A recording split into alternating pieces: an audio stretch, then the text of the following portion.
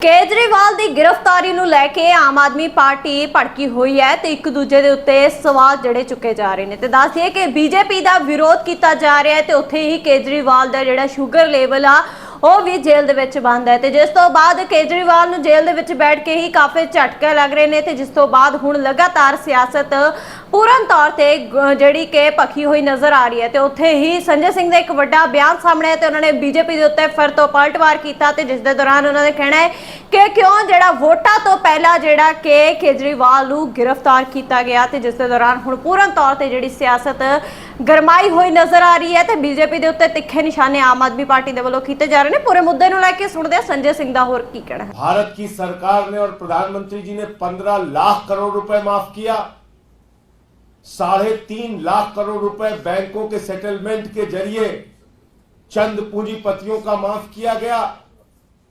लेकिन उससे भी बड़ा मामला जो पूरे देश को हैरान कर देगा, पूरे देश को अचंभित कर देगा कि जिस 2G के खिलाफ खुद भारतीय जनता पार्टी के लोग चौराहे चौराहे पे, गली मोहल्ले में भारत के प्रधानमंत्री से लेकर पूरी पार्टी तक आंदोलन कर रही थी, प्रदर्शन कर रही थी, आवाज उठा रही थी और बार बार ये कह रही थी कि ये तरीका ठीक नहीं है।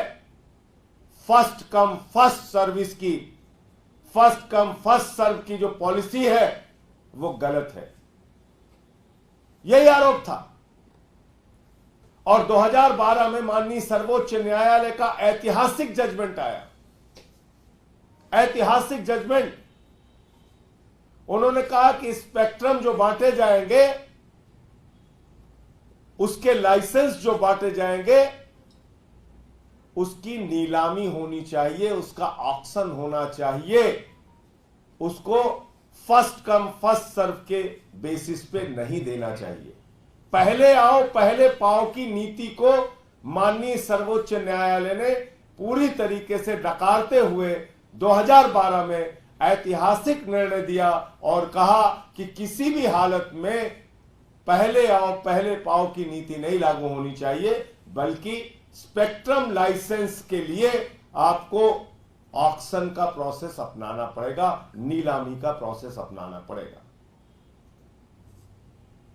लेकिन मोदी जी और उनकी सरकार, भारत के प्रधानमंत्री पूरे देश के सामने आज बेनकाब हो गए।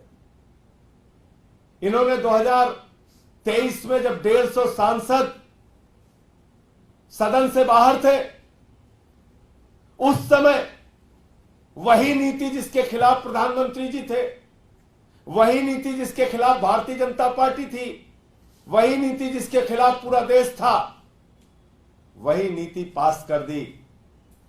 पहले आओ पहले पाओ की नीति, एडमिनिस्ट्रेटिव प्रोसेस से स्पेक्ट्रम लाइसेंस देने की नीति देश की संसद में उस समय पास की गई जब लोकतंत्र की हत्या करके 150 सांसदों को निलंबित करके बाहर किया गया था।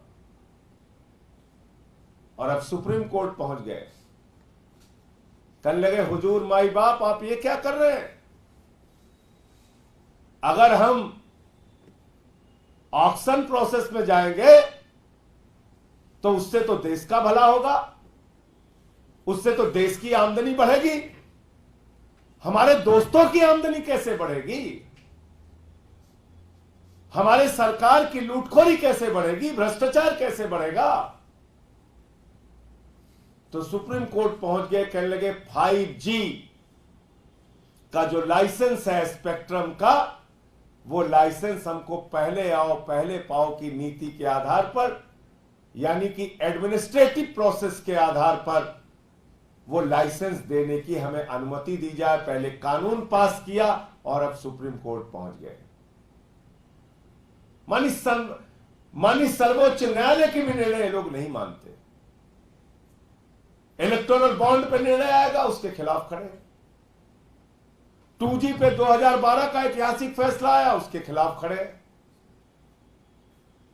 तो आज पूरे देश के सामने भारत के प्रधानमंत्री नरेंद्र मोदी और उनकी सरकार का चेहरा बेनकाब हो गया है। ये मोदी जी का 5G घोटाला है, 5G का महा घोटाला। अपने दोस्तों के लिए वो सब कुछ करने के लिए तैयार है। प्रधानमंत्री नरेंद्र मोदी जी देश के लिए नहीं, दोस्तों के लिए सब कुछ कुर्बान करने को तैयार हैं। अपने एक दोस्त को उन्होंने बिजली दे दिया, पानी दे दिया, सड़क दे दिया, स्टील दे दिया, कोयला दे दिया, गैस दे दिया, पोर्ट दे दिया, एयरपोर्ट दे दिया, पूरा हिंदुस्तान उसी आदमी को दे दिया। और अपने भतीजे को बीसीसीआई का चेयरमैन बना दिया। प्रधानमंत्री जी, आप इस देश की जनता को मूर्ख समझते हैं? 15 लाख करोड़ रुपए आपने चंद पूंजीपतियों का माफ कर दिया। देश के जितने भ्रष्टाचारी, बड़े बड़े भ्रष्टाचारी हैं, उनको बुला बुला के आपने अपनी पार्टी के अंदर शामिल कर लिया। आपको शर्म नहीं आती? आप भ्रष्टाचार के खिलाफ बोलते भी हैं और भ्रष्टाचार का संरक्षण भी करते हैं, भ्रष्टाचार का लाइसेंस चाहते हैं। ये 5G घोटाला जो प्रधानमंत्री नरेंद्र मोदी के नेतृत्व में देश के अंदर किया जा रहा है, ये घोटाला मैं ये समझता हूं कि भारत का सबसे बड़ा घोटाला साबित होगा।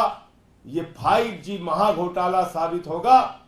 इसलिए पूरे देश की जनता को इस बात के लिए आवाज उठानी चाहिए, सारी पार्टियों को इस बात के लिए आवाज उठानी चाहिए कि जिस प्रक्रिया का खुद प्रधानमंत्री ने और उनकी पार्टी ने विरोध किया, आज वही प्रक्रिया संसद के अंदर कैसे पास की गई, आज वही प्रक्रिया सुप्रीम कोर्ट से आप क्यों पास कराना चाहते हैं? आप का ये 5G महाघोटाला हम लोग होने नहीं देंगे। और आपका ये दोहरा चरित्र अब पूरे देश के सामने आ गया है। आप क्या क्या कर रहे हैं पूरा देश अब आप जान चुका है। 3.5 लाख करोड़ रुपए बैंकों का सेटलमेंट करने के नाम पर आपने चंद पूंजीपतियों का माफ कर दिया। और ये वीडियो आप लोग जरूर देखिए। भारत के प्रधानमंत्री ने अजीत पवार के बारे में क्या कहा था। अगर मैं एनसीपी की बात करूं तो एनसीपी पर भी करीब 70,000 करोड़ रुपए के घोटालों का आरोप है। महाराष्ट्र स्टेट कोऑपरेटिव बैंक घोटाला, महाराष्ट्र सिंचाई घोटाला, अवैध खनन घोटाला, इनकी लिस्ट भी बहुत लंबी है। बस बंद कर दीजिए। देखिए लंबी लिस्ट कौन सुना रहा है? भारत के प्रधानमंत्री कोई मामूली आदमी नहीं है। दुनिया के अपने आप को सबसे बड़ा ताकतवर नेता होने का दावा करते हैं। ये दुनिया के सबसे बड़े नेता नहीं है, ये दुनिया के सबसे बड़े भ्रष्टाचारियों के संरक्षक है। भारत के प्रधानमंत्री दुनिया के सबसे बड़े भ्रष्टाचारियों के संरक्षक। और ये आप देखिए, ये कोऑपरेटिव बैंक घोटाले में अजीत पवार और उनकी पत्नी सुनेत्रा पवार और उनके नेफ्यू तीनों को क्लीन चिट मिल गई। बीजेपी की सरकार ने क्लीन चिट दे दिया उनको। मोदी जी ने क्लीन चिट दे दिया। ये आप कर रहे हैं, खुद से आरोप लगाते हैं 70,000 करोड़ के घोटाले का, कोऑपरेटिव बैंक घोटाले का जिक्र करते हैं आप। इसका जवाब कौन देगा? प्रधानमंत्री जी। तो इसलिए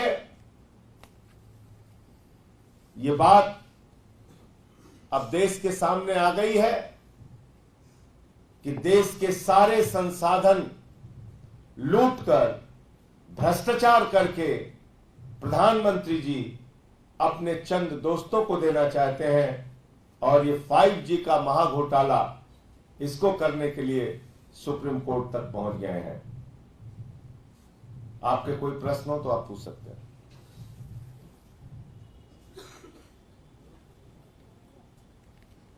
इस मामले में आपने कहा विपक्षी दलों को आवाज उठानी चाहिए। क्या आप लोग की इंडिया गठबंधन की कुछ बातचीत हुई है कि हर सब के चुनाव में इसे मुद्दा बनाएंगे? क्या आप अब देखिए, ये तो एक बहुत बड़ा मुद्दा है। निश्चित रूप से इसके बारे में हम लोग बोलेंगे। जो प्रक्रिया जिस पर सुप्रीम कोर्ट का निर्णय 2012 में आ चुका है, खुद सरकार ने उसका विरोध किया था, बीजेपी सरकार ने और भारतीय जनता पार्टी ने, खुद मोदी जी ने, आपका स्तर इतना, मतलब इतने खुलेपन पे आप उतर आए हैं कि आप पहुंच गए, आपने संसद में कानून भी पास कर लिया, 150 सांसदों को निलंबित करके बाहर भी कर दिया अपने दोस्तों का फायदा पहुंचाने के लिए। मोदी जी अपने दोस्तों के लिए इस देश को नीलाम कर रहे हैं, इस देश के संसाधनों को नीलाम कर रहे हैं। उनको देश की चिंता नहीं है, अपने दोस्तों की चिंता है। सैम पित्रोदा का एक बयान आया है। प्रधानमंत्री 2 दिन पहले कह रहे थे कि संपत्ति जो है वो कांग्रेस ने अपने मैनिफेस्टो में रखा है कि आपकी संपत्ति लेकर दे दी जाएगी। तो अब सैम पित्रोदा कह रहे हैं, विरासत कानून की बात कर रहे हैं जो अमेरिका में है, उसका जिक्र वो करते हुए कहते हैं कि देश को भी मिलना चाहिए संपत्ति। भैया, इस देश की सारी संपत्ति तो प्रधानमंत्री जी लूट लूट के अपने दोस्तों को दे रहे हैं। मैंने गिना तो दिया कि ये फिर बोलूं, बार बार बोलना पड़ता है। अपने एक ही दोस्त को, एक ही प्यारा दोस्त है उनका, जिसको उन्होंने कोयला दे दिया, गैस दे दिया, बिजली दे दिया, पानी दे दिया, सड़क दे दिया, पोर्ट दे दिया, एयरपोर्ट दे दिया, आकाश दे दिया, पाताल दे दिया, पूरा हिंदुस्तान उसी को दे दिया। उसी दोस्त को 2.5 लाख करोड़ रुपए का कर्जा दे दिया, 15 लाख करोड़ रुपए पूंजीपतियों का माफ कर दिया, 3.5 लाख करोड़ रुपए बैंकों का सेटलमेंट करके चंद पूंजीपतियों का माफ कर दिया। ये तो प्रमाणित सत्य है ना, इसके लिए तो कहीं जाना नहीं है आपको। अब कहते झोला लेके भाग जाएंगे, ऐसे कैसे झोला लेके आप भाग जाएंगे? आपको एक एक पैसे का हिसाब देना पड़ेगा। और जिस दिन इंडिया गठबंधन की सरकार बनेगी, ये 15 लाख करोड़ रुपए की डकैती जो इस देश की जनता के ऊपर डाली गई है, अपने दोस्तों का जो उन्होंने कर्जा माफ किया है, टैक्स माफ किया है, और जो 3.5 लाख करोड़ रुपए बैंकों का कर्जा माफ किया है अपने दोस्तों का, इसका सब का एक एक करके हिसाब होगा और वो सारा का सारा पैसा इन बेईमानों से वापस लिया जाएगा। सैम पित्रोदा के बयान से आप इत्तेफाक करते हैं कि समान, सबके पास समान संपत्ति का बंटवारा होना चाहिए। आप एक चीज ये बताइए मुझे, इस देश के 82 करोड़ लोग 5 किलो राशन पे जिंदा हैं। 82 करोड़ लोग, किसान आत्महत्याएं कर रहा है, 1.5 करोड़ नौजवान पेपर लीक से उसकी जिंदगी बर्बाद हो गई। इस देश के संसाधनों पर, इस देश की संपत्ति पर खाली मोदी जी, उनके दोस्तों का कब्जा रहेगा? बताइए ना मुझे। मैं किसी के बयान पर कोई टिप्पणी नहीं करना चाहता, लेकिन मैं भारत के प्रधानमंत्री से सवाल पूछता हूं, देश की जनता के 15 लाख करोड़ रुपए के ऊपर डकैती कैसे डाली आप लोगों ने? 3.5 लाख करोड़ रुपए अपने दोस्तों का बैंक का कर्जा क्यों माफ किया आपने?